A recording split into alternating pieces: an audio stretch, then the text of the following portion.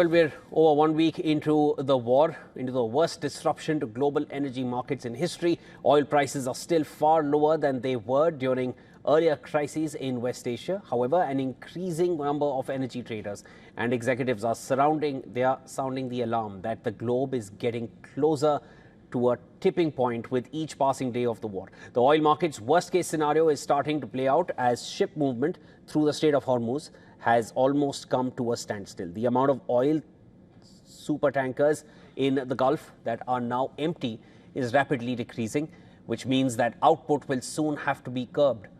Qatar has already warned of that scenario. Crude oil marked the biggest weekly surge since 2022 benchmark. Brent crude surged to over $93 per barrel, marking more than 25% surge for the war week. US crude posted the biggest weekly gain on record. American oil added 12% on Friday, the largest daily jump in almost 6 years. While oil and gas prices have surged this week, they remain far below the highs seen just after Russia invaded Ukraine. Now, there were signs on Friday that some of the initial oil market calm was dissipating. Brent crude prices soared past $90 a barrel, taking their gain to more than a quarter this week. Analysts now warned that the market was still too complacent about the likely impact of a prolonged closure of the Strait of Hormuz.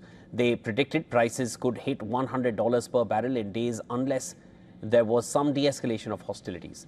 The energy markets are showing symptoms of stress due to the recent price hikes in diesel and jet fuel induced by shutdowns at refineries in Asia and West Asia. That's across West Asia.